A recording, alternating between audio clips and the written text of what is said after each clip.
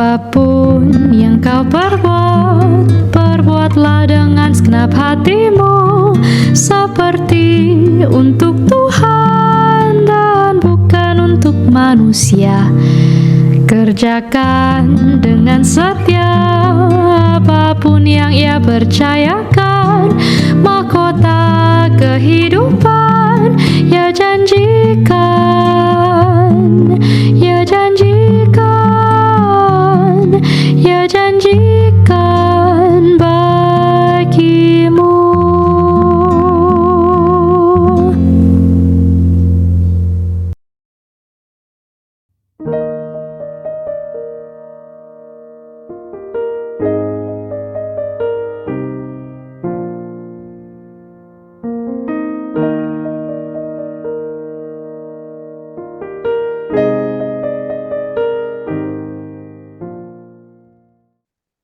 Enam ini. Yang pertama ebionisme. Kita nggak teliti beberapa latar belakang, kita hanya teliti pemikiran. Dan ini sangat mempengaruhi banyak gereja-gereja yang akhirnya menjadi gereja menyimpang dan sesat. Apa itu? Yesus was not God. Yesus bukan Allah. Dia manusia. Ini juga dipercaya oleh orang Islam, ya, saksi Yehova, dan semua turunan yang ada. Jadi ebionisme itu juga melahirkan dan juga di dalamnya itu ada unsurnya sama dengan Arianisme, sama dengan Nestorianisme. Sama-sama gak percaya Tuhan Yesus itu Allah dan hanya manusia. Bedanya apa? Kalau ebionisme itu saklek, gak percaya pokoknya Yesus itu manusia, bukan Allah. 100% manusia, gak ada unsur Allah sama sekali. Itu ebionisme. Dan dia kemudian menunjukkan Yesus bisa lapar, Yesus bisa terbatas, dan semua gitu kan. Nah, dia menunjukkan itu, jadi manusia. Nah, terus itu kalau dia bikin mujizat siapa? Oh ya, itu Allah aja. Dan dia tetap manusia, nggak ada urusan dengan itu. Dia cuma dikasih tanda petik, kuasa oleh Allah, selesai.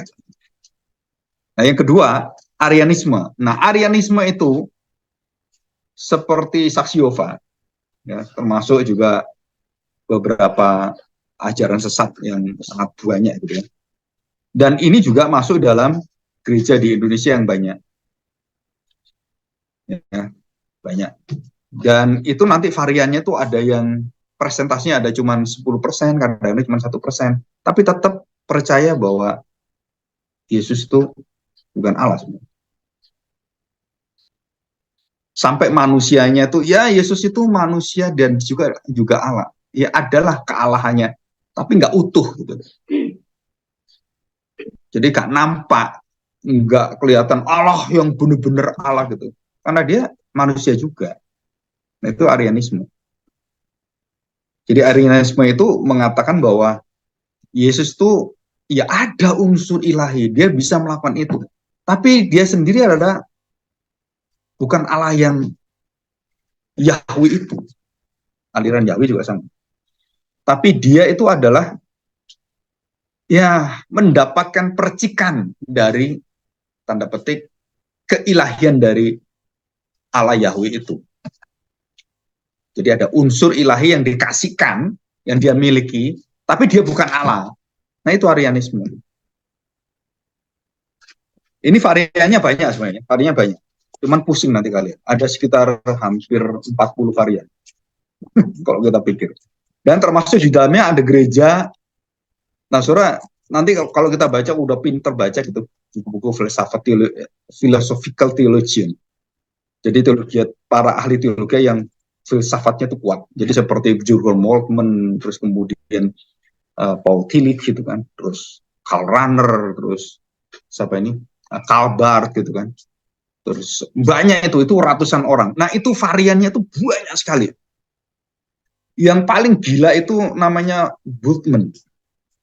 Nah, ini semua kalian mungkin nggak akan pernah belajar ini. Tapi kalau tertarik, belajarlah teologi modern yang ditulis oleh Pak Yakub Sabda, yang diterbitkan oleh Reform. Saya dulu belajar di situ. 2 jilid, teologi modern 1 dan 2.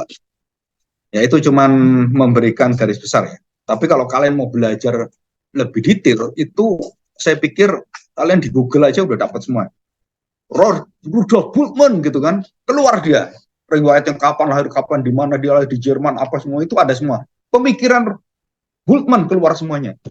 Apalagi kalian bisa apa itu langganan dengan Dria Karya, STT Dria Karya di Jakarta, satu-satunya sekolah filsafat di Indonesia. Dan rektornya Frank Magnis. Saya pernah ke sana. Memang saya akui ya, yang belajar di sana itu hampir semua banyak Romo.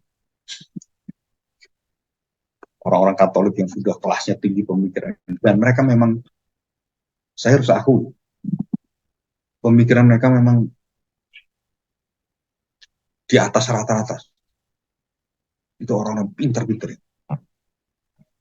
Istilah-istilah filsafat apa itu, sampai detailnya itu, bedanya apa. Dulu saya waktu ke sekolah Reform, STTRI itu. Dan waktu saya masuk ke Tria Karya, beda jauh. Di sini memang filsafat tapi Kristen. Ini filsafat umum. Walaupun dia Katolik, tapi dia buka umum. Cara keluasannya beda sekali. Karena mereka sangat dipengaruhi oleh natural theology, oleh Thomas Aquinas, termasuk Anselmus. Nanti mungkin sedikit kita bahas. Dan mereka adalah bapak-bapak gereja atau tokoh-tokoh gereja Roma Katolik itu kan semuanya itu ahli filsafat. Semuanya pemikir-pemikir hebat semua. Rome atau Catholic theologian itu bukan orang sembarangan. Itu orang bahkan banyak jenius. Ya, oke. Nah, Arianisme ini pemimpinnya adalah ya.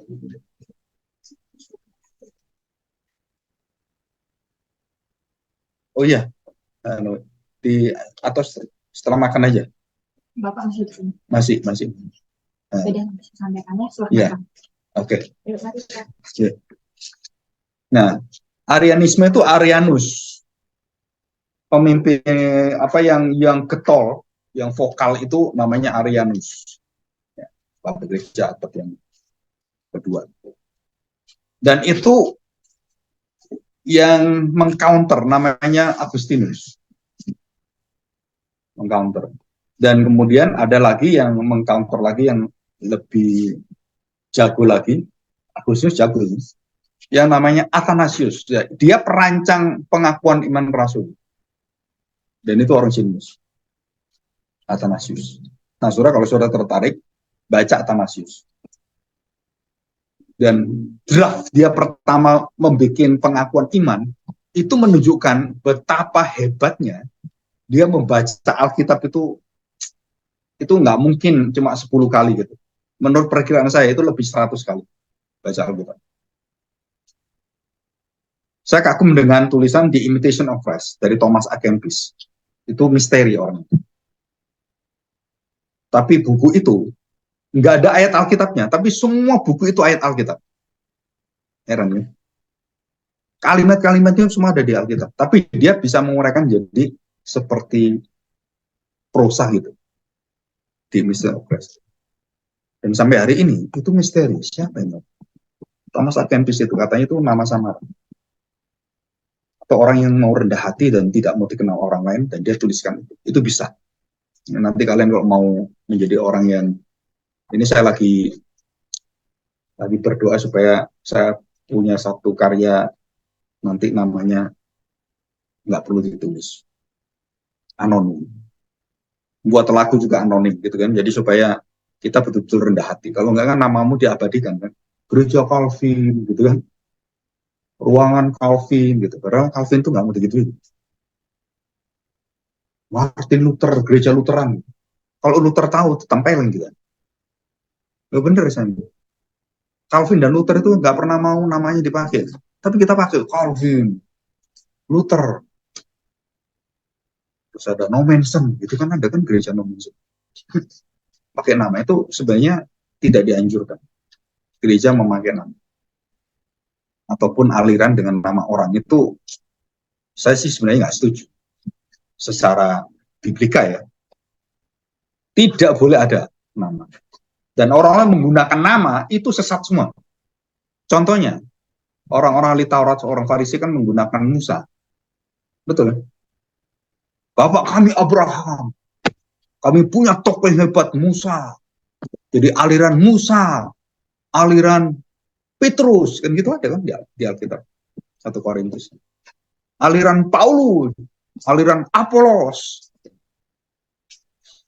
aliran kalau di STT MTS, aliran Andreas, aliran Agung, aliran Patan. Akhirnya kalian nggak sehat itu, ya. Kalian harus lepaskan pengaruh personal manusia. Saya dulu nggak bisa. Saya. Ya tadi itu setelah bertemu dengan profesor-profesor yang luar biasa itu, dan mereka mengatakan, begitu kamu mencintai satu orang dan kamu mengidolakan satu orang, kamu dalam bahaya besar. Kenapa? Pasti mendistorsi kemurnian Alkitab. Nah, sekali lagi saya beri nasihat. Ajaran siapapun itu kembali diuji dengan Alkitab. Diuji oleh Injil, diuji oleh Kristus. Tuhan Yesus mengatakan apa? Kalau domba-dombaku pasti dengar aku. Betul kan? Kalau nggak dengar aku, bukan domba-domba. Tapi orang banyak dengar siapa? Dengar pendetanya. Bukan dengar Tuhan Yesus. Nah, kalau tahu Tuhan Yesus gimana? Tuhan Yesus di surga gitu. Ya, Alkitab. Firman Tuhan itu. Pengembalaan kita tertinggi itu bukan manusia. Kebenaran Alkitab. Karena Kristus yang tidak ada sekarang melalui firman Tuhan, dan firman itu kan hidup. Dan dihidupkan oleh Roh Kudus. Nah, itu yang menggembalakan kita. Bahkan gembala pun harus digembalakan oleh sang gembala. Saya pun gembala sidang.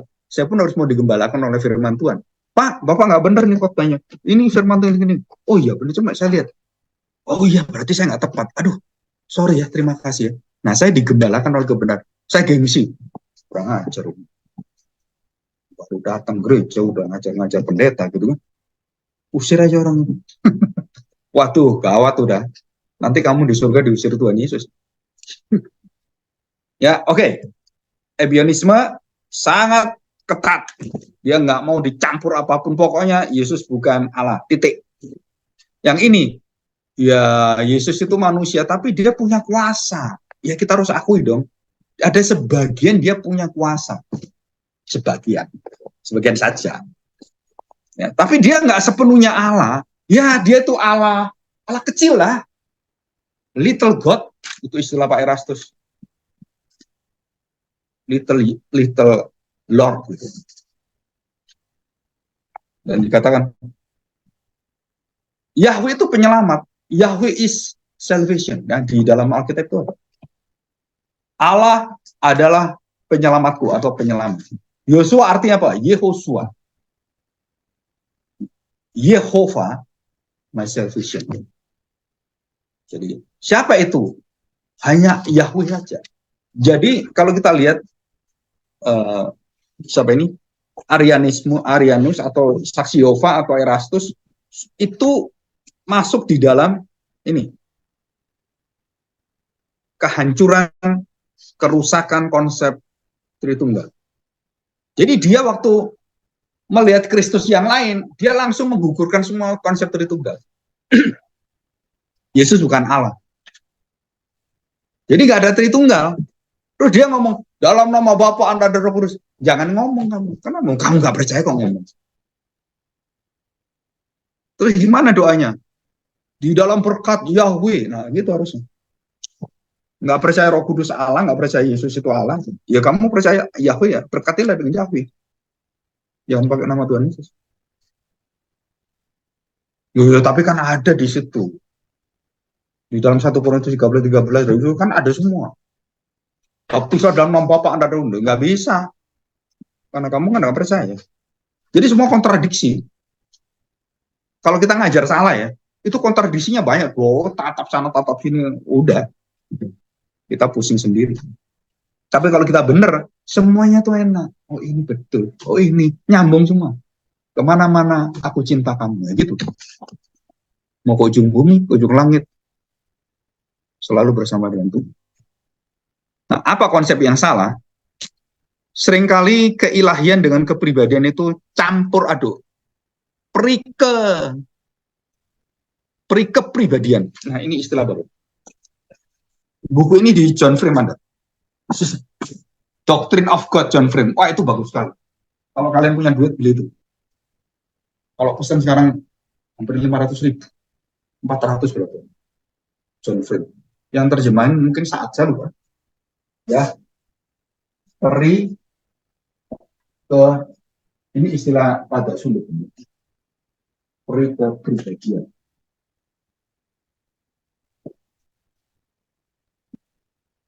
Ini ke manusia, ke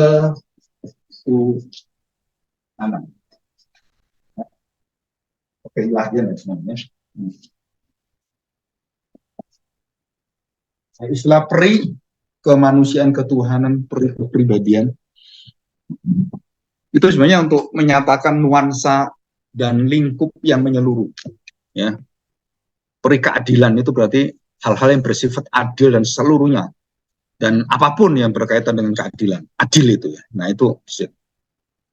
Jadi kalau dikatakan ini satu firman Tuhan, coba kita lihat kemarin yang mungkin yang mendengarkan saya tahu ini. Yohanes 1 ayat 1. Satu-satunya ya yang membuka rahasia hubungan Bapa, Anak, dan Roh Kudus yang konsisten dari awal sampai akhir itu hanya Injil Yohanes. Kenapa Injil Yohanes? Injil Yohanes itu memiliki satu keunikan ya. Dia mengungkapkan tentang inti dari hubungan kita dengan Tuhan. Relasi kita. Ada relasi, motifnya itu adalah kasih. Jadi Injil kasih itu Injilnya Yohanes. Jadi semua yang berkaitan dengan apa yang Yohanes itu berkaitan dengan itu. Yang kedua, Yohanes itu yang membukakan perbedaan penting di dalam pengertian kalau kita ngomong teologi ketuhanan. Apa itu? Perbedaan manusia lama, manusia baru, daging dengan dunia roh spiritual. Itu Yohanes. Dan yang lain enggak. Ada sedikit-sedikit. Tapi Yohanes itu dari awal sampai akhir sama. Bahkan sampai kemudian menuliskan kitab Wahyu, wah itu luar biasa. Dan hanya Yohanes yang dikasih hak oleh Tuhan. Sedangkan Paulus pun itu banyak sumber dari Yohanes. Tulisan-tulisannya itu. Manusia lama, manusia baru itu dari Yohanes. Belajar dari Yohanes. Dan Paulus mengembangkan itu. Nah, kemudian Yohanes juga yang menyatakan kedudukan Yesus itu melebihi dari seluruh relasi sosial, keluarga, dan semuanya. Yang ngerti ini ya? Jadi kalau kamu percaya saya, kamu nggak bisa masih gandeng-gandeng yang lain. Kamu ikut saya, jangan macam-macam kamu. Gandeng anjingmu gitu kan. Gandeng istrimu, gandeng. Supaya apa? Ikut selamat. Kebudayaan timur, agama timur. Kalau laki-laki masuk surga, perempuan pasti masuk surga. Tapi kalau perempuan masuk surga, belum tentu laki-laki masuk surga. Itu namanya kurang ajar. Iya kan? Semua yang menentukan siapa? Laki-laki. Kamu tahu di agama sebelah kita dan semuanya, yang boleh bercerai itu suami, istri nggak boleh nyerah.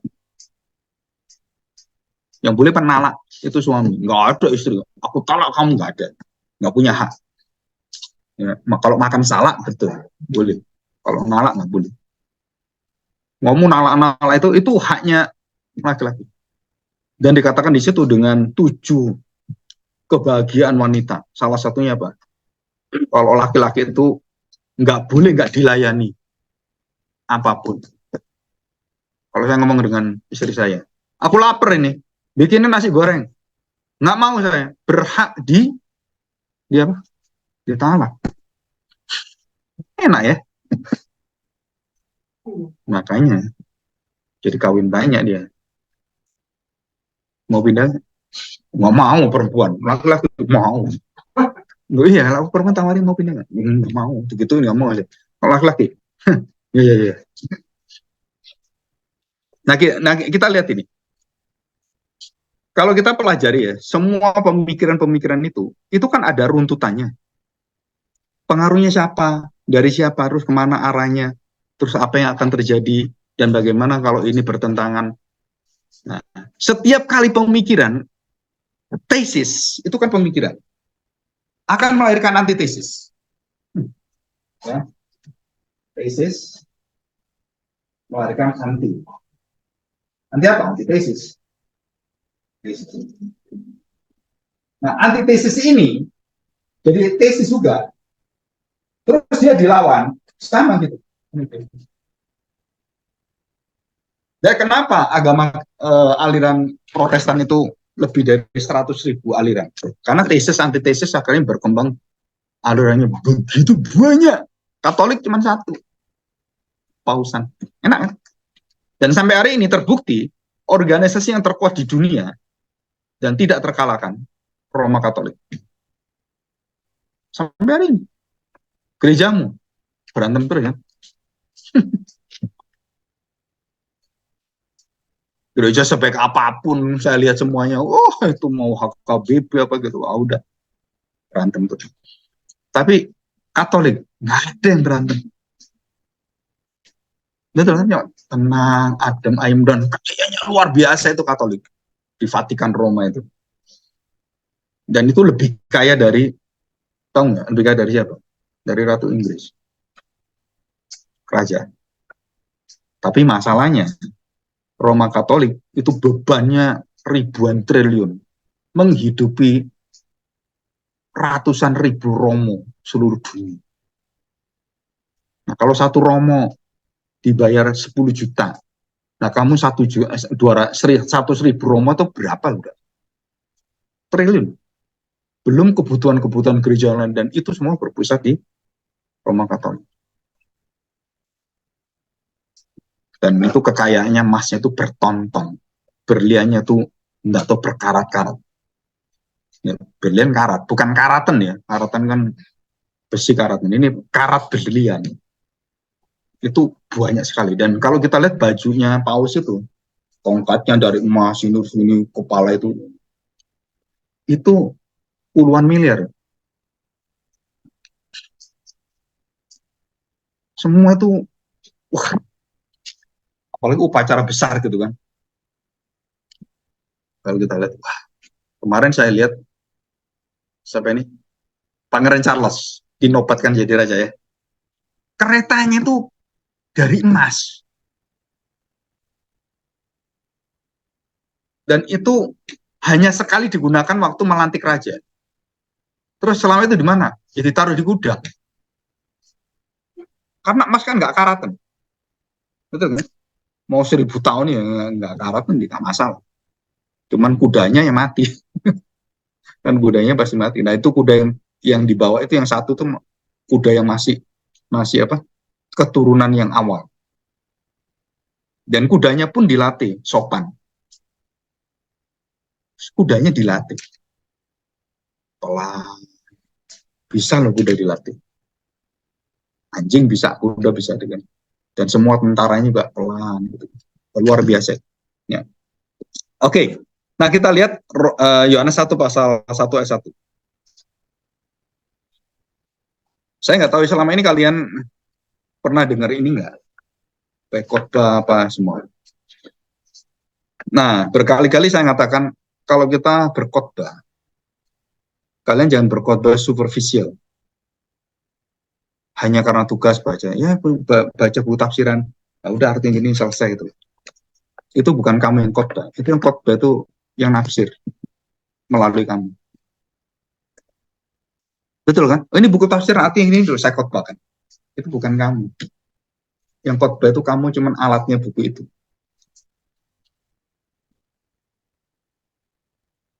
buku tafsiran Matthew Henry, buku tafsiran siapapun gitu. Berarti waktu kamu khotbah Matthew Henry. Saya pernah punya profesor homiletics, dikasih bahan. Nih kamu khotbah, orang Samaria baik hati. Khotbah gitu. Begitu teman saya selesai. Itu kamu khotbah ya. Itu bukan kamu itu Simon Kissemaker. Profesor begitu. Kok tahu? Ya saya udah baca. Saya. Dan kamu kurang lengkap poin-poinnya. Buku itu lebih baik.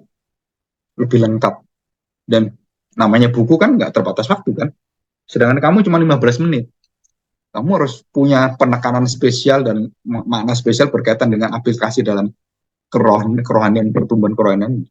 Dan dia khotbahkan itu yang ngomong, ini bukan kamu, ini khotbah itu Simon Kissemaker. Kamu cuma jadi corongnya doang. Dan saya minta minggu depan semua berkhotbah dari dalam hatinya sendiri. Gimana khotbah dalam hati? Kita bingung. Mana? Kita pasti ada bahannya. Kita pasti ada.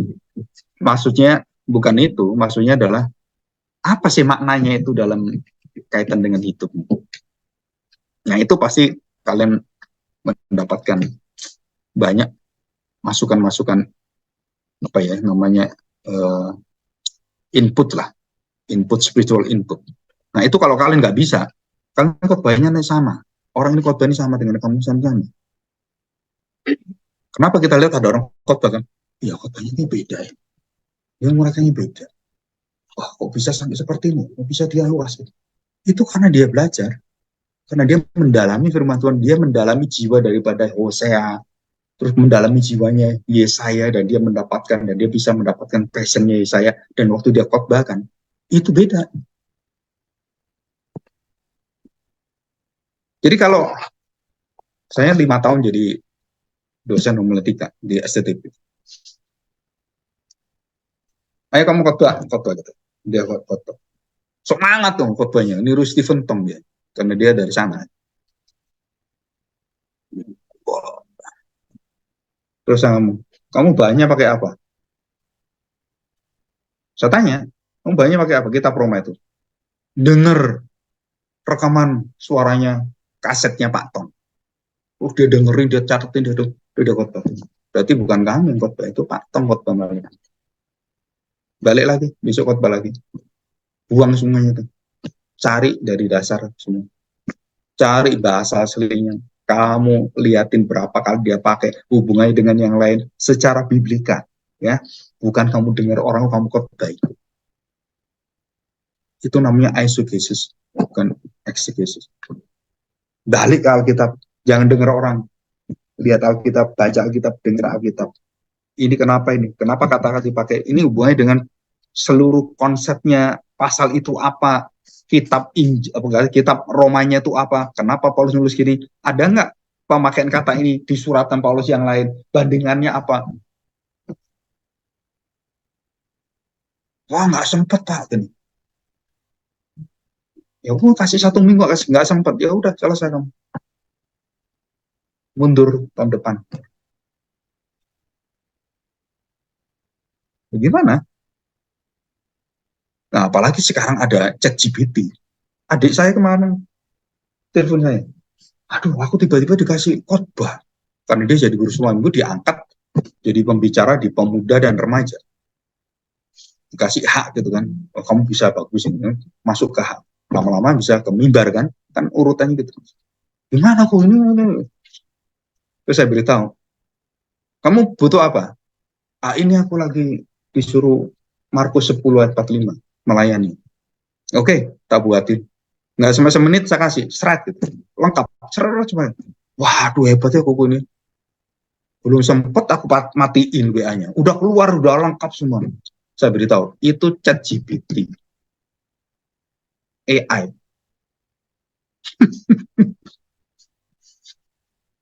Buatkan khotbah rinci dari ayat ini dengan maknanya, tujuannya apa. Keluar ya. Udah bisa khotbah. Dan lebih hebat daripada kamu nyiapin di perpustakaan. Susah-susah ambil. Nggak perlu. ChatGPT keluar deh. Apalagi kalau kamu bayar setahun 400.000, itu beli lengkap. Sampai isinya kamu ngomongnya apa ada semua. Mau minta 30 menit bisa, 30 jam juga bisa, tahu nggak? Khotbah berseri, berapa? 10 kali, 10 seri. Dibuatin serinya itu. Itu cuma nggak sampai berapa menit, cuma semenit. Saya nyiapin khotbah 3 minggu aja belum selesai. Itu cuma semenit, keluar. Nanti pengkhotbah itu, ini kan, nah coba ini.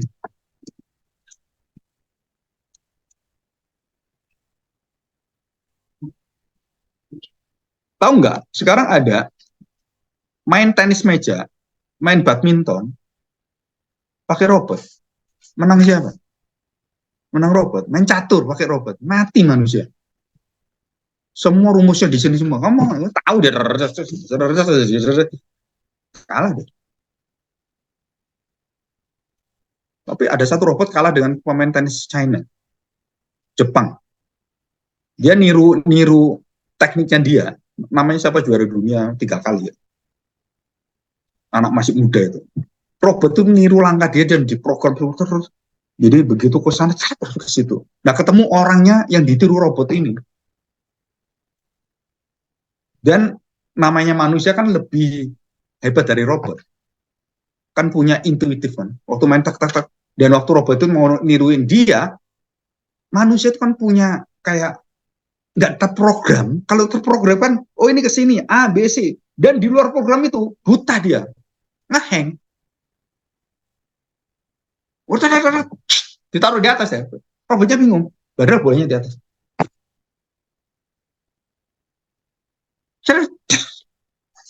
Ditaruh di atas. Robotnya bingung. Terus programnya, oh ini ke sini. Tok. Kalah deh. Dan kedua, orang Jepang ini bisa main tenis meja, itu bisa ditaruh pinggirnya nih. Dia bisa kira-kira kena pinggirnya, ceret gitu. Dan nggak ada di program.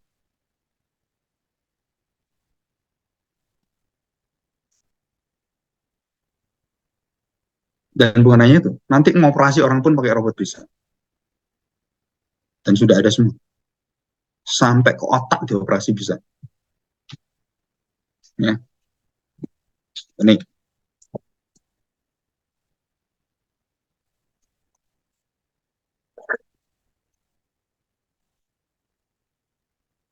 Nah, tuh.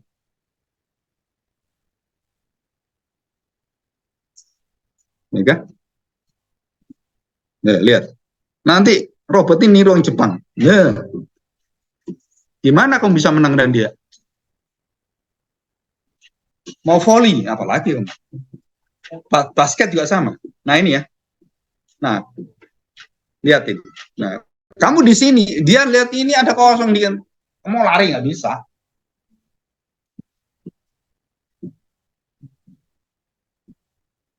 Dan bayangkan kalau dia jadi tentara nyerang Indonesia, nyerang MTS.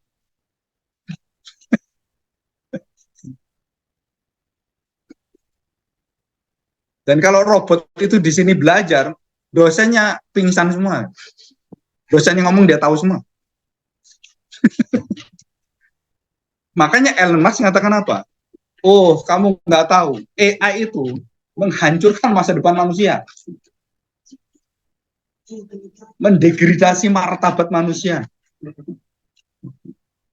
Dan sekarang sudah ada robot yang bisa melayani seks. Jadi istrimu, jadi suamimu.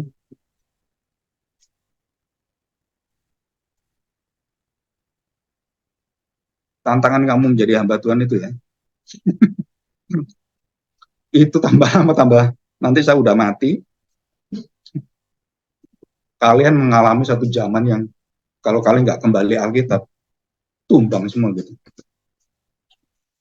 Maka kenapa Tuhan mengatakan dalam kitab Wahyu? Harus diperpendek waktunya. Kalau enggak, hancur manusia. sepertiga manusia diseret mereka semua. Bukan orang Kristen, dunia diseret dulu sepertiga. Dan yang di dalam lingkungan gereja itu seperempat, itu diseret mereka. Jadi tinggal berapa sih? Banyak yang dipanggil, sedikit yang dipilih. Tuhan Yesus yang ngomong itu, bukan saya. Ya, oke. Ya, kita lihat Yohanes pasal 1. Ada 3 kalimat ya. Pada mulanya adalah firman. Menunjukkan apa? The beings. Ya, ini sudah kita pelajari. Pada mulanya adalah firman. Pada mulanya menunjukkan sesuatu yang tidak berbatas waktu. Tidak ada waktu. Dan dikatakan adalah firman. Pada mulanya, apa sih pada mulanya? Adalah firman. Jadi, belum ada apa-apa, belum ada waktu, belum ada apapun. Yang ada apa? Firman. Itu menunjukkan apa? Being dari firman itu adalah being yang semua belum ada, dia sudah ada. Nah, itu adalah Allah. Nah, Anselmus dengan Thomas Aquinas waktu membaca ayat ini, kamu baca ayat ini, pada mulanya adalah firman. Ya, firman mula-mula gitu. No. Anselmus baca ini, pikirannya menjelajah ke dunia. Berarti pada mulanya kapan? Pada mulanya itu, ya gak ada mulanya. Kapan itu? Kalau kita punya waktu. Semua ada, loh, karena ada, pertama ada yang menciptakan, ini ada, dan semua itu berkembang, semua pikiran itu akhirnya menjadi 5 argumentasi Thomas Aquinas. Itu ada di sini. Ya, nggak tahu ada nggak nih, saya masukin di sini. 5 argumentasi Thomas Aquinas. Ini kan Anselmus. Nanti kalian ada, nah Thomas Aquinas, terus dia teori, ini, jalan pembuktian argumentasi eksistensi Allah. Yang pertama, tentang teori gerak kehidupan. Semua yang bergerak digerakkan dari sesuatu yang sebelumnya. Sesuatu sebelumnya bergerak, itu ada yang menggerakkannya. Dan terus semua. Dan siapakah yang menggerakkan yang tidak digerakkan, dan dia menggerakkan semua, tapi dia sendiri harus tidak digerakkan supaya dia tidak dipengaruhi oleh siapapun. Nah, itulah Allah. Itu dari mana dia tahu? Dari ayat firman Tuhan. Walaupun ada pengaruh filsafat Plato dan semuanya, tapi dia tahu dari mana bisa menembus ini. Plato nggak punya ini, 5 argumentasi ini. Tapi Thomas Aquinas bisa, kenapa? Makanya disebut sebagai filsafat Alkitab Kristen. Cuman semua teori itu ada kelemahannya, termasuk Thomas Aquinas. Nggak ada teori sempurna. Ya. Jadi pada mulanya adalah firman, menunjukkan bahwa tidak berbatas, dan itu di dalam waktu yang tidak berwaktu dan tidak ada segala sesuatu. Dan di sana pada mulanya adalah firman. Jadi semua belum ada, dia sudah ada. Dan yang kedua, firman itu bersama-sama dengan Allah. Jadi berapa pribadinya? Jadi gini, kita lihat. Nah, pada mulanya, X, kita nggak tahu. Ini kita yang Kronos. Ini Kairos. Ya. Yang tidak tahu. Nah, ini Kronos. Dan kemudian dikatakan bahwa ini Kronos itu kan ada beda-beda, semua kan bergerak, waktu, ada volume, dan semua kan ada hari, ada jam, ada semua. Dan di sini nggak ada ini semua. Yang ada cuma adalah firman. Dan dikatakan firman itu bersama dengan Allah. Berarti ada berapa pribadinya? 2. Betul kan? Jadi tadi yang pada mulanya itu adalah firman. Ada lagi. Firman itu bersama dengan Allah. Nah, siapa Allah ini? Yahweh. Dalam konsepnya persenjataan. Yahweh. Jadi Yahweh dengan firman, jadi ada Yahweh, ada firman. Tapi keberadaannya kekal. Dan kekal itu adalah Allah. Dan firman ini ada di dalam kekekalan bersama dengan Allah yang di dalam kekekalan. 2 pribadi berbeda, tapi sama. keilahiannya. Terus kemudian dijelaskan firman itu adalah, nah ini apa? Ini kan tentang keberadaan dan ini tentang jati diri. Jadi pribadinya berbeda, ada dua pribadi kan. Terus kemudian firman adalah Allah, Allah adalah firman, firman adalah Allah, Yesus adalah Bapa, adalah Yesus. Yesus mengatakan ini, kamu kenal aku, kamu kenal Bapa. Filipus mengatakan, tunjukkan Bapa kepada saya, aku akan percaya. Filipus, kamu itu bersama saya terus-menerus makan, ketemu saya, ngomong dengan saya. Kau masih ketemu Bapak, kamu lihat saya, kamu lihat Bapak. Dan kamu nggak akan bisa lihat Bapak, Bapak lihat aku. Bisa ngerti? Tunjukkan Bapak padaku. Nah, sudah di depan. Loh, aku mengenal kamu berarti nggak Bapak? Iya, karena Bapak dan aku adalah Allah yang sama.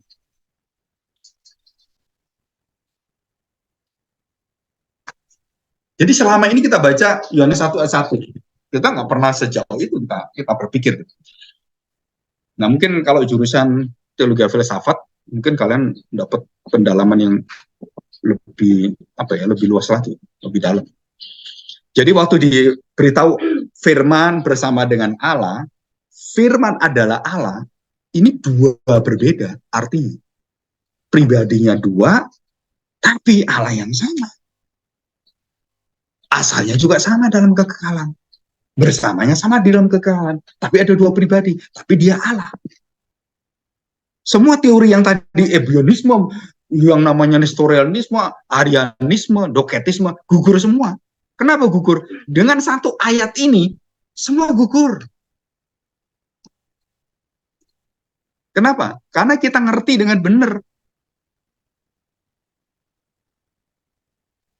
Jadi pemikirannya Yohanes itu, waktu menuliskan itu, apa yang terjadi dengan gereja pada saat itu? Kenapa Yohanes itu dituliskan setelah semua selesai? Itu sekitar tahun 90 Yohanes. Markus itu sekitar tahun 50. Lukas juga kemudian tahun 70, 80-an. Dan kenapa Yohanes harus melengkapi Injil Sinoptis? Karena 3 Injil Sinoptis, Matius, Markus, Lukas, tidak membuka rahasia tentang ini. Asal-usul Yesus Kristus. Dan yang paling mengherankan bagi saya, secara pribadi, kenapa konsep yang dipakai Yohanes adalah konsep Yunani tentang logos.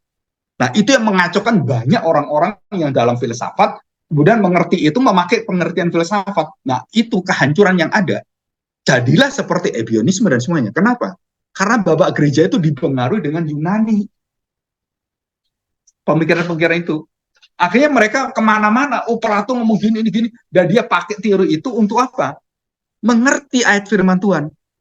Jadilah mereka sesat. Oh, berarti dia separuh ini. Oh, berarti ini separuh ini. Chalcedon, Konsili Chalcedon, 451, inisial 357, 350-an. Nah, saudara perhatikan, kenapa Chalcedon itu harus keluar? Karena banyak pemikiran-pemikiran menyesatkan tentang Kristus itu manusia atau Allah. Atau dia manusia, dia Allah, dan dua pribadi. Atau dia cuma satu pribadi, menjadi Allah, kemudian tidak menjadi Allah, menjadi manusia, dan tidak menjadi manusia, menjadi Allah. Gantian. Atau dia yang lebih aneh lagi, separuh Allah, separuh manusia. Campuran. Bingung kan? Bagaimana Alkitab ngomong, nah Bapak gereja yang cinta firman Tuhan kembali pada Alkitab, baca semuanya, dan menunjukkan, oh enggak. Enggak pernah di Alkitab mengatakan Yesus dua pribadi. Dia satu pribadi. Ada pergumulan di dalam naturnya sebagai manusia, tetapi tidak ada pergumulan di dalam naturnya sebagai Allah. Itu kan? Enggak ada.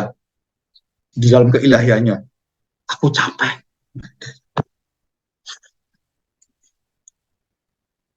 Dan dikatakan dia mengosongkan diri.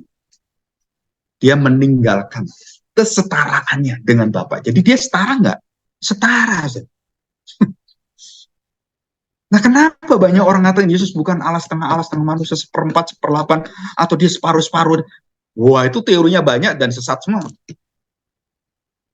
Dan jika kita mengajar sama dengan Pak Erastus atau siapapun, kamu pikir kamu sama?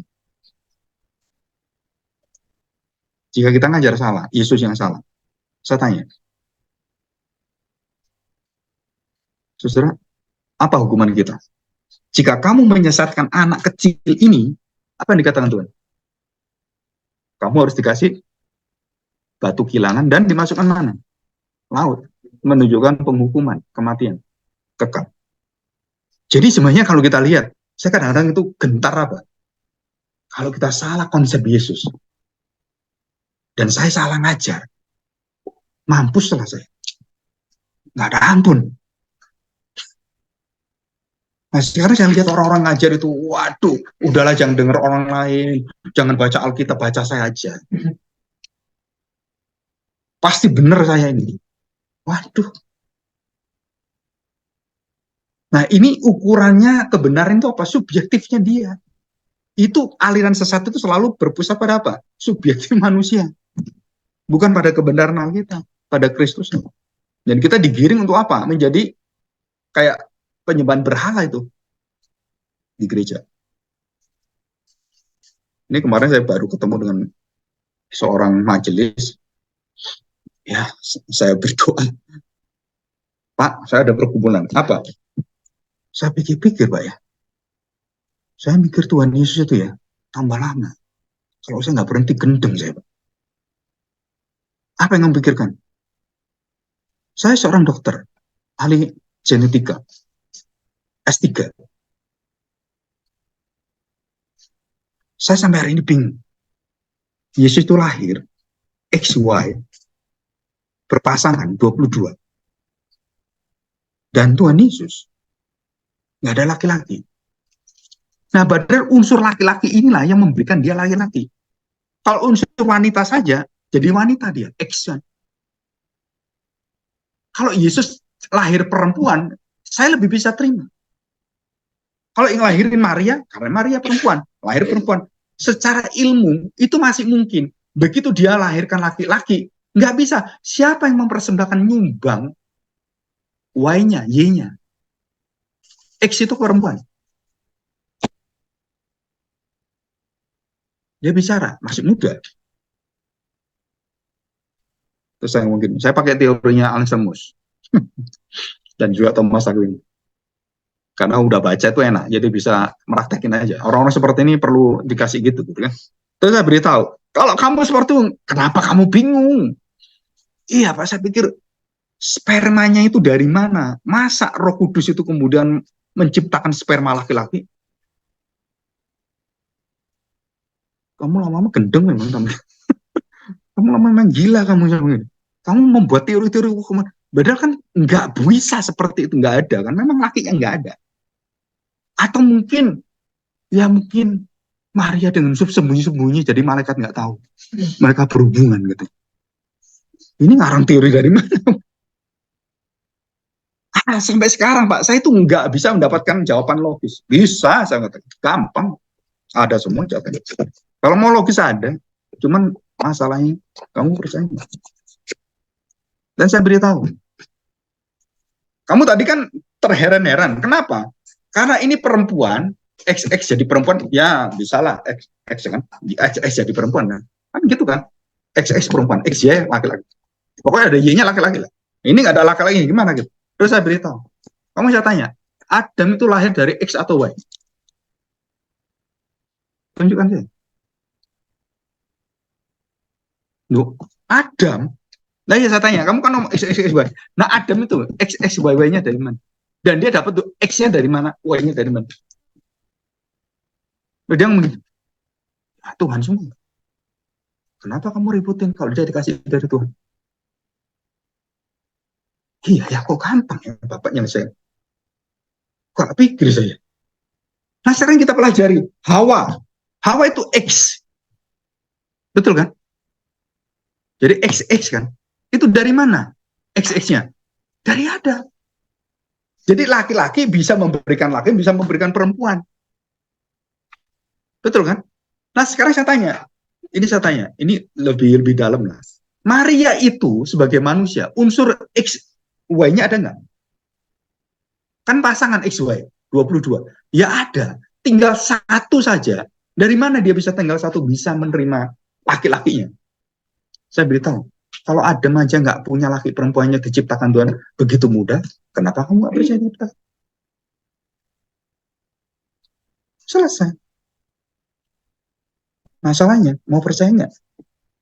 Tadi kan kamu cari ilmu, oh begini, teori-teori gini, tambah gendeng nggak betul, masuk rumah sakit jiwa nanti. Terus ada jawaban yang gampang, ini lo gampang. Kenapa? Berimanlah. Banyak kamu nggak tahu, nih nggak tahu, ini nggak tahu. Kalau ini terjadi, kuasa Tuhan sangat mudah, nggak ada sesuatu mustahil.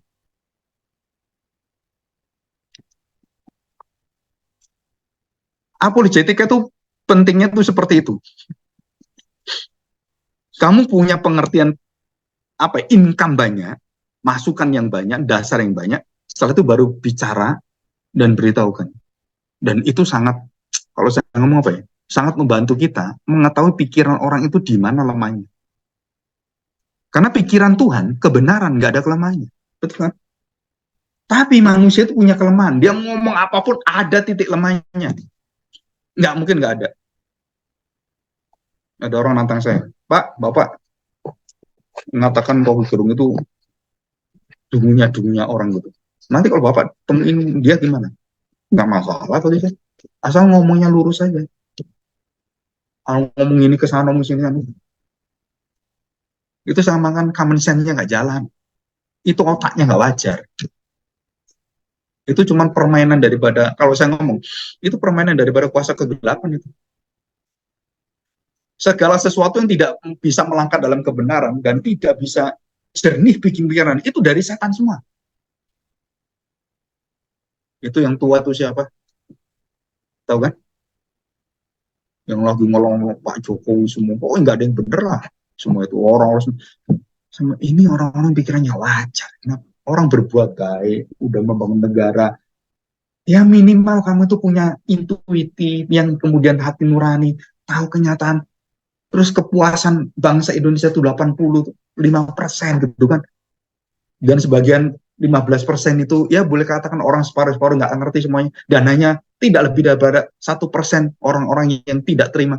Kamu bagian dari 99%, kamu cuma 1%. Itu nggak normal kamu. Otaknya nggak normal. Itu istilahnya orang sinting. Melakukan dosa-dosa. Sin, think itu kan hal-hal kan. Sin itu dosa. Melakukan dosa-dosa terus nggak bisa pindah. Yang namanya sinting. Sinting, edan gitu ya. Ya. Oke, kita lihat ayat yang kedua. Ya, pada mulanya. Nah, perhatikan. Ayat pertama pada mulanya adalah firman. Firman itu bersama-sama dengan Allah. Dan diringkas, ia pada mulanya dikatakan di depan. Ia pada mulanya bersama-sama dengan Allah. Jadi kalimat ayat 1 itu diringkas oleh Yohanes menunjukkan dan mengkonfirmasi dia itu dengan Allah dalam keberadaan dalam semuanya sama. Di situ, saudara. Dan yang ketiga, nah ini saya baca ayat ini ya. Banyak orang nggak buka rahasia. Perhatikan. Segala sesuatu, apapun segala sesuatu. Mau kambing kek, mau virus kek, mau bakteri kek, mau apapun. Binatang apapun, benda apapun. Segala sesuatu dijadikan oleh dia dan dikatakan apa? Tanpa dia tidak ada sesuatu pun yang telah jadi dari segala yang telah dijadikan. Siapa yang sekarang? Jadilah hari pertama terang. Siapa itu jadinya?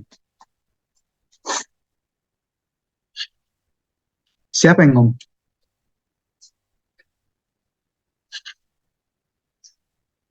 Kejadian pasal 1 baca. Firman. Kan firman.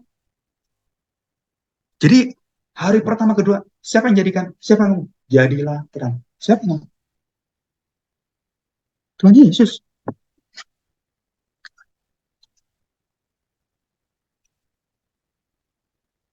Ya siapa yang berbicara dengan manusia? Abraham, siapa yang bergumul dengan Yakub? Tuhan Yesus. Ya. Karena semua diserahkan pada Tuhan Yesus. Jadi Bapa itu nggak ada orang tahu siapa Bapa, nggak ada orang melihat, nggak ada orang dengar suara Bapa. Jadi perjanjian lama sampai perjanjian sampai akhir, sampai kita masuk surga, baru nanti kita ketemu dengan tubuh yang baru kita bisa tahu hadirat, dan itu pun kita melihat Allah Bapa dalam keterbatasan kita sebagai makhluk ciptaannya. Soalnya kalau kita bisa melihat Bapa dengan pengertian betul-betul utuh, kamu Allah sendiri. Kalau saya bisa mengerti semuanya, kalau orang itu kan belajar, bisa ngerti. Udah tahu saya ini. Kan gitu kita. Kalau belum tahu ini, wah, betul, ini kesini, luar biasa gitu. Dan itulah pengetahuan kita di surga. Terus belajar, terkagum-kagum terus, sampai kapan? Nggak berbatas waktu. Lupa, kan pasti selesai, kan tahu semuanya. Jadi Tuhan. Kan? Kalau kamu bisa ngerti Tuhan, kamu adalah Tuhan. Tahu artinya Tuhan, tahu ngerti Tuhan semuanya. Berarti kamu melebihi Tuhan kalau gitu.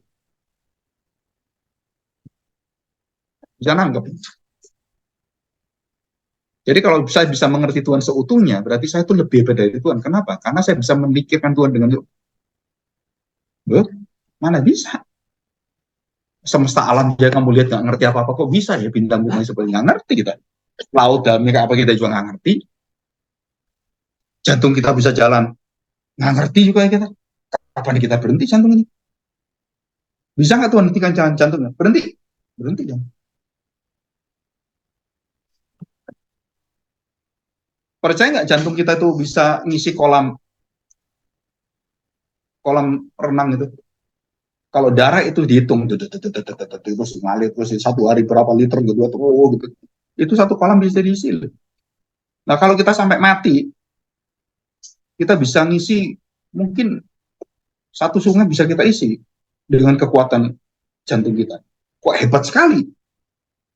Bisa ngaliran kemana-mana sampai ke sel-sel jadi sampai ke sini-sini. Kayak pompa air gitu kan. Bagaimana ini di otak kita itu ada tenaga listriknya loh. Percaya nggak? Otak kita punya tenaga listrik itu katanya megawatt. Lebih dari 10 sampai puluhan megawatt. Kenapa? Bisa menggerakkan semua, bisa lihat gini, bisa lihat cahaya, bisa ngatur cahaya semua. Bayangin itu ya robot tadi itu kan. Itu kan ciptaan manusia, udah bisa seperti itu. Jadi saya tanya sekarang, seluruh perkataan dan bagaimana Allah dikenal dan bisa dikenal manusia dalam bentuk teofani. Fani itu nampak, teo itu Allah, Allah yang nampak. Setelah mau tidak mau, dari ayat ini kita tahu apa? Berarti itu Yesus semua. Iya. Jawabannya, iya. Siapa yang ketemu dengan Musa di semak belukar itu? Siapa? Yesus sendiri. Kenapa? Oh, Bapak itu bukan Tuhan Yesus. Nggak bisa. Tuhan Yesus mengatakan apa? Tidak ada orang yang pernah melihat Bapak. Jadi dilihat Musa apa? Yang dilihat oleh Abraham, dilihat oleh Adam ya. Nah, sampai di surga, Adam itu berbicara dengan siapa? Saya tanya, siapa yang bicara dengan Adam? Siapa yang memberi perintah? Jangan makan buah ini. Dan siapa yang menghukum Adam itu? Karena jatuh dalam dosa. Tuhan Yesus sendiri, saudara. Karena yang berhubungan dengan manusia itu dia. Kenapa Yohanes menuliskan ini dan membuka rahasia ini? Segala sesuatu diciptakan.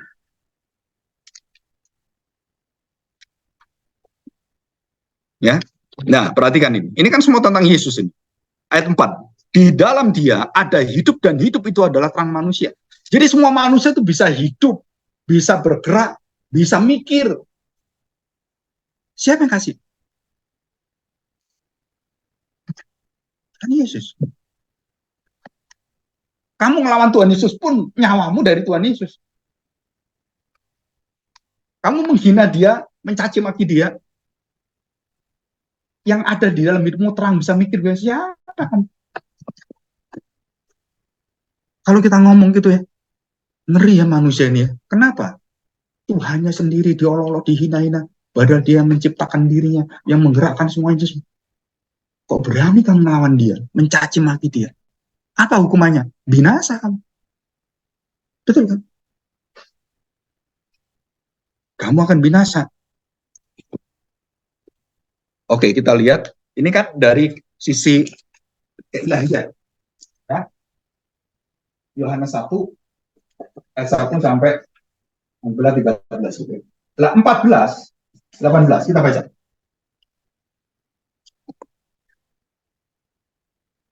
Ya. Dikatakan dunia tidak mengenalnya semua ya. 14, firman itu telah menjadi manusia. Nah, dari sini mulai dibukakan apa? Kemanusiaan Tuhan Yesus. Dan bagaimana dibukakannya? Dikatakan dengan satu kata yang paling, kalau kita orang Indonesia, orang zaman sekarang nggak tahu ini. Tapi yang dikatakan oleh Yohanes waktu menuliskan ini, dikatakan firman itulah telah menjadi manusia dan diam. Nah, mereka langsung tahu. Apa artinya diam? 40 tahun Tuhan berdiam dengan bangsa Israel. 40 tahun Tuhan bersama dengan bangsa Israel. Dan apa buktinya Tuhan bersama dengan Israel? Dia diam di antara kita bangsa Israel. Apa buktinya Tuhan bersama dengan bangsa Israel 40 tahun? Jadi buktinya apa? Yang tidak pernah lepas siang malam menyertai mereka. Malam ada ini, siang ada ini. Apa itu? Tiang awan dan tiang api. Siapa itu? Saudara itu pikir api gitu kan, seperti terus angin gitu. Bukan, saudara. Itu Theophany, itu Kristofani. Pak, Yesus kan pribadi. Kenapa nampak kayak gitu? Betul kan? Nampak aja Tuhan Yesus. Oh, gitu kan? Kayak dewa yang gede gitu kan. Jadi saya beritahu. Kalau Tuhan Yesus menampakkan diri seperti pikiranmu dewa itu, kamu sesat.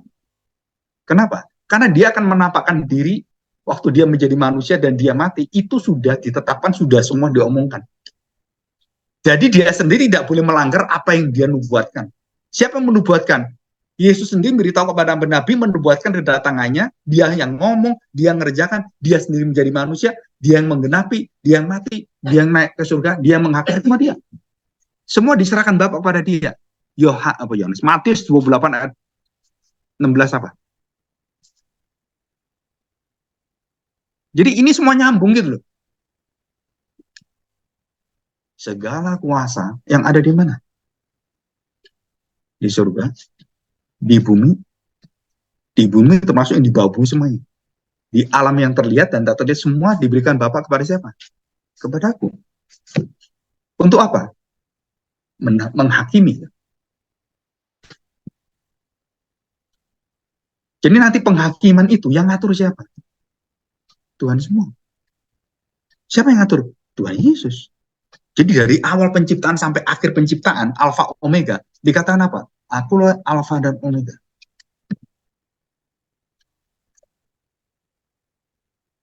Firman itu telah menjadi manusia dan diam di antara kita, dan barulah dikatakan kita melihat kemuliaannya, yaitu kemuliaan yang diberikan kepadanya sebagai anak tunggal Bapa, penuh kasih, karunia, dan kebenaran.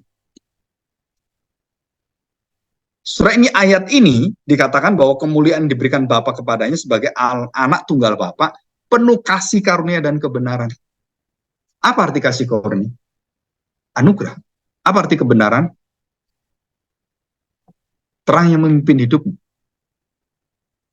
Jadi di dalam Kristus inilah, tadi kan dijelaskan, segala sesuatu dikerjakan semua penciptaan oleh dia. Terus kita mengatakan begini, penebusan itu Pak, keselamatan, itu Tuhan Yesus kerjakan, tapi bagian yang lain saya kerjakan. Saya tanya, memang bisa gitu kan kerjakan? Kamu bisa melawan dosa? Kamu bisa melawan dagingmu sendiri? Bisa gitu? Tuhan itu kalau ngerjakan, dia tuntas. Penciptaan tuntas. Segala sesuatu diserahkan pada dia. Dan itu genap semua. Termasuk menebus, menyelamatkan engkau, menguduskan engkau. Itu tuntas. Kalau kerjaan tuntas, itu pasti Tuhan. Kalau nggak tuntas, kamu. Jadi kalau ditanya keselamatan karya Tuhan atau karya kamu? Karya Tuhan. Betul karya Tuhan? Iya. Tapi kalau saya murtad, Pak, kalau saya begini, ya berarti saya nggak bisa. Tanya, berarti kamu bukan karya Tuhan. Kalau karya Tuhan, Tuhan akan melindungi kamu dari kemurtadan. Tuhan akan melindungi kamu dari penghujatan Roh Kudus. Loh, Pak, kalau ada orang menghujat Roh Kudus, bukan bertobat bisa nggak? Bisa. Kenapa? Karena dia belum mengenal Tuhan. Tapi kalau dia sudah dimeteraikan oleh Tuhan, tidak mungkin mulutnya menghujat aku. Kan ada itu ayatnya. Berarti orang Kristen bisa menghujat Tuhan Yesus. Oh, dia udah jadi Kristen, berarti menghujat Tuhan Yesus, kemudian keluar dan kemudian jadi ustadz gitu. Kan banyak itu kan sekarang. Orang-orang Chinese Kristen yang jadi ustadz. Masih muda lagi, ganteng lagi. Saya tanya, berarti dia itu mengenal Tuhan? Enggak. Kalau dia mengenal Tuhan, nggak mungkin dia seperti itu. Kalau seperti saya katakan tadi, betapa mulia, betapa hebatnya. Terus rayung turu tetanya ceritanya. Wah, nggak ada satu orang, satu nabi seperti Tuhan Yesus. Nggak ada, karena dia Tuhan. Detail semua ada. Bayangin, ada nggak nabi yang menciptakan segala sesuatu sebelum semua ada, dia ada? Nggak ada. Jadi keselamatan, pengudusan, kasih karunia, dan kebenaran dari Tuhan.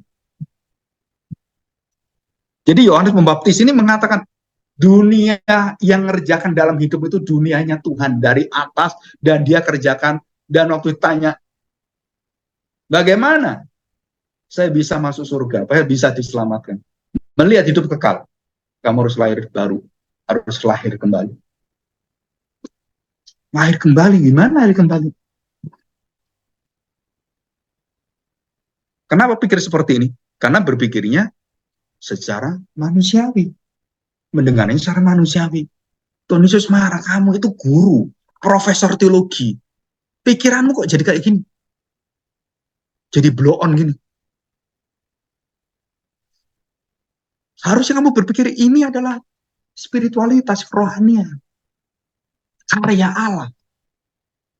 Terus bagaimana saya dapatkannya? Angin kemana dia berjalan, dia mau. Saya minta, Roh, Tuhan Yesus, lahir barukan saya. Tuhan lahir barukan saya. Tuhan mengatakan, nggak bisa. Bergantung pada siapa? Angin tadi. Dia mau bergerak ke kiri, ke kanan, ke muka, ke belakang, ke atas, ke bawah. Dia yang bergerak. Terus bagaimana saya bisa percaya Tuhan? Percaya itu. Nah, saudara waktu ditanya, bagaimana bisa? Tuhan Yesus dengan Nikodemus kan berhadapan. Betul kan? Kalau Nikodemus mengenal Tuhan Yesus adalah Mesias, anak Allah, saya tanya, dia pasti nggak tanya. Nggak tanya apa? Bagaimana saya hidup baru? Bagaimana saya bisa menerima hidup kekal? Berarti waktu dia ketemu dengan Tuhan Yesus, dia tidak pernah melihat Tuhan Yesus sebagai Tuhan dan Juru Selamatnya, sebagai Mesias. Dan Nikodemus saya mengatakan apa? Engkau nabi dari Allah. Murid-murid juga sama. Waktu dipanggil Tuhan Yesus itu, menurut kamu, menurut mereka, siapa aku ini? Kan gitu kan?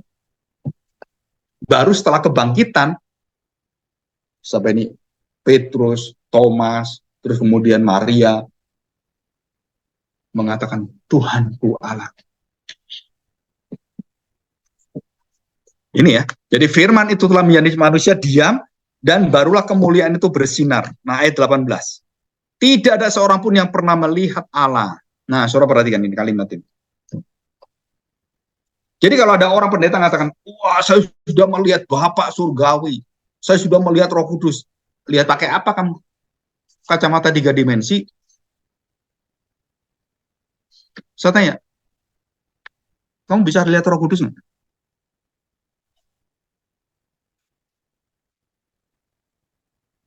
Saya bisa lihat Roh Kudus, Pak.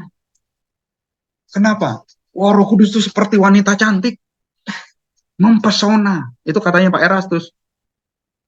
Dan bodinya, lebih dari istri saya. Ini kalau pendeta ngomong gini terus jemaahnya dengar amin amin amin, sesat semua ini. Jadi perhatikan, Roh Kudus itu kan roh. Dan Tuhan katakan tidak ada orang pernah melihat Allah. Kecuali kamu melihat anak, baru tahu melihat Allah. Jadi semua pengetahuan Allah itu yang tidak berbadan, bisa kamu jumpainya. Semua pendeta ngomong, saya ketemu Roh Kudus, saya berbicara Roh Kudus. Ngapain Roh Kudus bicara dengan kamu? Memang kamu sepenting apa? Apalagi dia bertemu, wah saya udah ketemu di surga. Siapa ini? Pak Philip pernah ngomong ini. Ketemu Yahweh. Saudara, kadang-kadang kita itu kebablasan, dan kemudian mendengarkan itu, terus kita nggak sadar, lihat-lihat TikTok dan semua orang gitu. Tapi kalau kita tahu, itu mengerikan loh. Kalau orang dipengaruhi semua ini, otomatis kan generasi gereja kita ini dibawa dalam naungan kegelapan kristologi dan tentang keilahian Yahweh dan semuanya. Dan itu mengerikan. Tidak ada seorang pun yang pernah melihat Allah kecuali siapa? Tetapi anak tunggal Allah yang dipangkon Bapa, dialah yang menyatakannya. Seluruh pengetahuan Allah di luar Kristus itu bukan dari Allah. Jelas ya? Ibrani pasal 1 ayat 1 sampai 3. Dulu kita tahu dari Nabi ngomong ini. Wah, harus ada dari hukum Taurat kita tahu. Musa dipanggil oleh Tuhan, kita tahu kehendak Tuhan apa. Tapi di akhir zaman ini, Tuhan menyatakan kepada yang puncak, yang sempurna. Dia memberikan anaknya. Terus saya tanya sekarang, kalau anaknya datang, butuh lagi nggak kamu Musa? Butuh lagi nggak Abraham? Butuh lagi nabi-nabi? Terus kemudian gereja membuat, wah kita adain nabi di gereja kita, ngangkat nabi. Boleh nggak? Wah ya kalau bisa ya, kurang, nabi itu masih lama. Kita ngangkat rasul. Ada gereja kerasulan. Di gereja kita harus ada 12 rasul. Saudara tahu, ini kesesatan berpikir. Karena ini begitu jelas, tidak ada seorang pun pernah melihat Allah yang menyatakan dirinya pada Allah. Jadi kalau saya mau mengerti tentang keselamatan, mau mengerti tentang keadilan Allah semuanya, di mana saya bisa ngerti dan bisa saya rasakan, bisa terwujud, dan betul-betul kami manusia bisa tahu, itu hanya di dalam Kristus. Nggak ada jalan lain. Kamu nggak akan bisa nemukan di Musa, di Abraham. Ya. Nah, di sini kita melihat apa? Kalau kita tahu. Jadi kenapa bapak-bapak gereja itu akhirnya kebablasan? Karena mereka jatuh dalam pemikiran mereka sendiri. Dan sama dengan kita. Kalau kita jatuh dalam pemikiran kita pasti ikut aliran sesat. Saudara tahu, pada awal setelah Kalsedon, dan ada konsili Efesus dan beberapa konsili yang lain yang membicarakan tentang baik itu tentang Roh Kudus dan terutama tentang keselamatan, dan puncaknya adalah reformasi. Saudara, kemudian keluar teori sola scriptura, sola fide, sola gratia, solus Christus, soli Deo gloria. Saudara, kenapa? Dan kenapa nama Kristus yang ada, solus Kristus, bukan Roh Kudus, bukan Bapa?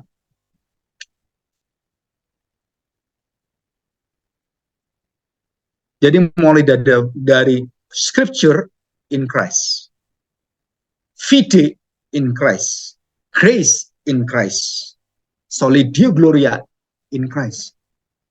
Jadi sola scriptura itu inti pokoknya siapa pribadinya? Kristus. Nah, kalau kita nggak berpikir seperti itu, ya kita bukan Christianity. 。 . 。 . 。 . 。 . . . . . . . . . . . . . . . . . . . . 。 . . . . . 。 . . 。 . . . . 。 . 。 . 。 . . 。 . 。 . . . 。 . Jadi kita sudah jelas di sini bahwa Kristus itu akhirnya setelah diberitakan dia menciptakan ini, dia itu Allah. Dan Yohanes memberitakan ini loh, dia itu manusia. Dan dia buktikan dia semua apa yang dilakukan di hadapan manusia. Jadi kitab Yohanes satu-satunya kitab yang membawa kita kepada apa? Keseimbangan penjelasan tentang anak Allah dan anak manusia dan dari seluruh praktek hidupnya. Dan yang tidak pernah ada, Yesus menyatakan keilahiannya. Saudara, itu hanya di kitab Yohanes. Aku adalah gembala yang baik. Aku adalah terang. Aku roti. Dan apa yang terjadi 40 tahun di padang belantara itu. Roti mana datang, semua makanan datang. Yang awan tiap api datang, terang itu datang. Dan kemuliaan itu datang. Itu semua siapa? Tuhan mengatakan, 7 kemuliaan yang kamu lihat di padang gurun. Nih, kamu sekarang lihat saya. Ini terwujud di dalam manusia. Saudara, kita selama ini nggak berpikir, I am, akulah gembala. Tapi kita nggak masuk dalam intinya kenapa 7 I am itu. Itu jadi diri Allah yang menyertai bangsa Israel selama 40 tahun dan selama dalam perjanjian lama. Nih, lihat ini. Akulah yang membiarkan kamu makan roti 40 tahun. Nih, aku. I am. Yang menggembalakan kamu dalam dosamu, kamu menghujat dan mau membunuh Musa. Nih, aku. Air kehidupan. Tahu? Dari Meriba itu. Saudara, itu keindahan sebenarnya. Jadi waktu Tuhan Yesus mengatakan dia tuh adalah Allah sendiri dan dia mengatakan dengan kalimatnya, dengan tindakan, dengan perbuatannya, dan dia manusia, betul-betul dia manusia. Saudara, yang membuka rahasia itu siapa? Yang terbanyak, yang sangat terbuka, itu Yohanes. Maka saya kalau ketemu dengan orang agama yang lain, itu saya selalu minta membaca Injil Yohanes. Kenapa? Karena di situ ada hubungan tentang Yesus manusia dan Allah yang sempurna dibuka di sana. Dan dari pengalaman saya ketemu orang-orang yang kejawen, orang-orang semuanya, waktu membaca itu, mereka banyak bisa mengerti dan banyak bisa tanya. Dan disitulah kita bisa banyak uraikan penjelasan tentang Kristus. Kenapa ayat meringkas seluruh kitab suci itu di Yohanes 3:16? Betul? Betul nggak? Satu pemikiran tentang begitu hebatnya Tuhan itu, dan begitu dalamnya, dan motivasinya apa, tujuannya apa, itu cuma satu ayat. Dan siapa yang menuliskan itu? Orang ini tahu seluruh daripada pribadi, keutuhan, kepenuhan Kristus. Itu Yohanes. Dan semua tulisan Paulus itu niru para rasul. Dan yang bisa mengatakan begitu besar kasih Allah pada dunia ini. Kenapa? Kepada manusia. Kok enggak? Kok enggak kepada manusia? No. Sehingga jadi ada akibatnya. Kasih itu berakibat. Jadi saya tanya, Tuhan menyelamatkan manusia ya karena dosa. Anselmus dengan Thomas yang membuat ini. Motivasi alam menyelamatkan manusia karena manusia berdosa. Nah, dibantah oleh Don Scotus dan oleh para tokoh reformasi dan kaum Puritan. Kenapa? Motivasi Allah tidak pernah ditentukan oleh kejahatan, dosa, dan dari dunia bawah ini. No. Ditentukan dengan apa? Dengan motivasi Yohanes 3:16. Begitu besar kasih Allah. Dari mana mulanya keselamatan? Bukan dari manusia berdosa. Dari mana? Kasih Allah. Jadi tidak bisa menggerakkan Allah. Allah yang tergerak kemudian menggerakkan semua. Dan itu inti daripada keselamatan kita. Jadi keselamatan kita berdasarkan penggeraknya siapa? Ujungnya akhirnya pada siapa? Dan semuanya kepada Tuhan. Dari Dia, oleh Dia, bagi Dia, selama-lamanya. Ya. Oke. Nanti ada kaitan rahasia kepribadian dan natur Allah dengan kepribadian Yesus Kristus dan natur Kristus. yang terbalik. Apa yang terbalik? Jadi Bapa, Anak, dan Roh Kudus pribadinya berapa? Satu. Pribadinya, keilahiannya satu. Naturnya satu. Tapi pribadinya tiga. Nah, Tuhan Yesus enggak. Pribadinya satu, naturnya berapa?